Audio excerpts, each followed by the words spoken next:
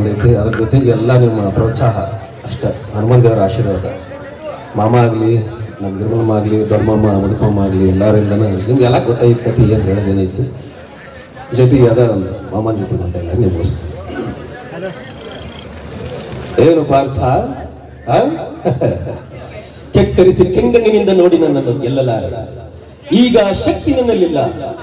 ಪರಮ ಪತಿವ್ರತೆಯನ್ನು ನಿಂದಿಸಿದ ಮರುಕ್ಷಣವೇ ನಿನ್ನ ಪುಣ್ಯವೆಲ್ಲ ಉರಿದು ಹೋಗಿ ಪಾಪದ ಮೂಟೆ ನಿನ್ನ ಹೆಗಲ ಹತ್ತದೆ. ಎತ್ತು ನಿನ್ನ ಗಾಂಡೀವ ಹೂಡು. ಪರಮೇಶ್ವರನು ಕೊಟ್ಟ ನಿನ್ನ ಪಾಶುಪತಾಸ್ತ್ರ. ಶಿವನನ್ನು ಗೆದ್ದ ನಿನ್ನ ಶೌರ್ಯ ನಮಗೂ ಸ್ವಲ್ಪ ತಿಳಿಯಲಿ. ಅಥವಾ ಶಿವನನ್ನು ಗೆದ್ದೆ ಎಂಬ ನಿನ್ನ ಅಹಂಕಾರ ನನ್ನಿಂದಲೇ ಮಣ್ಣಾಗಲಾರದು. ಮದಹಂದ ಅವರವರನ್ನು ಕೊಂದಿ ಎಂದು ಅಹಂಕಾರದಿಂದ ಕಟ್ಟಿದ ಮೂರ್ಖ. ಸೊಲ್ಲಕೊಕ್ಕೆ ಸೋಪಾನ ಕಟ್ಟಿ ಮತ್ಸ್ಯಯಂತ್ರವನ್ನು ಭೇದಿಸಿ ರಣರಂಗಣದಲ್ಲಿ ವೀರ ವಿಹಾರ ಮಾಡಿದ ಅರ್ಜುನ ಭುಜಬಲದ ಪರಾಕ್ರಮ ನಿನಗೇನು ತಿಳಿದೆಯೋ? ಯಾರು ತಿಳಿಯರು ನಿನ್ನ ಭುಜಬಲದ ಪರಾಕ್ರಮ. ಸಮರದೋ ಆರ್ಜಿಸಿದ ಆ ನಿನ್ನ ವಿಜಯಗಳ ಮರ್ಮ. ಎಲ್ಲದಕ್ಕೂ ಕಾರಣನು ಶ್ರೀಕೃಷ್ಣ ಪರಮಾತ್ಮ. ಹಗಲಿರುಳು ನೆರಳಂತೆ ತಲೆ ಕಾಯ್ದು ಕಾಪಾಡಿ ಜಯವ ತಂದಿಟ್ಟ ಆಯದು ನಂದನ. ಅವನಿಲ್ಲದೆ ಬಂದ ನೀನು ತೃಣಕ್ಕೆ ಸಮಾನ.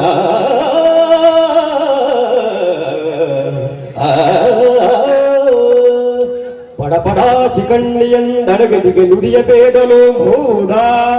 ಪಂಡರದ ಗುಂಡಿಗೆಯ ಖಂಡಿಸುತ್ತ ರಣಚಂಡಿಗೌತನ ವೀವ. ಈ ಗಾಂಧೀವಿ ಗಂಟು ಗಡಿಗಳ ಕಂಡ ಉದ್ದಂಡ ಭೂಮಂಡಲದೊಳ ಕಂಡ ಕೀರ್ತಿ ಪ್ರಚಂಡ. ಚಂಡನೋ ಪ್ರಚಂಡನೋ ಪುಂಡನೋ ನಿರ್ಧರಿಸುವುದು ರಣರಂಗ. ಹೂಡು ಬಾಣಗಳ ಮಾಡುವೆ ಮಾನಭಂಗ. ಕದನದೋಳು ಕಲಿ ಪಾಟನಂ ಕೆಣಕಿ ಉಳಿದವರಿಲ್ಲ. ಅಬ್ಬರಿಸಿ ಬೊಬ್ಬಿರಿದರಿಲ್ಲಾರಿಗೂ ಭಯವಿಲ್ಲ. ಆರ್ಭಟಿಸಿ ಬರುತ್ತಿದೆ ನೋಡು ಅಂತಕನ ಆಹ್ವಾನ. ಅಂತಕನಿಗೆ ಅಂತಕನು ಈ ಬೊಬ್ಬು ವಾಹನ. ಜಾರಿಯ ಮಗನೇ, ಹೇ ಪಾರ್ಥ, ನನ್ನ ತಾಯಿ ಜಾರಿಣಿಯೋ ಪತಿವ್ರತೆಯೋ ಎಂಬ ನಿರ್ಧಾರಕ್ಕೋಸ್ಕರವಾಗಿಯೇ ಈ ಯುದ್ಧ. ಹಾಗಾದರೆ ನಡೀಲಿ ನನ್ನ ಮಹಾಯುದ್ಧ.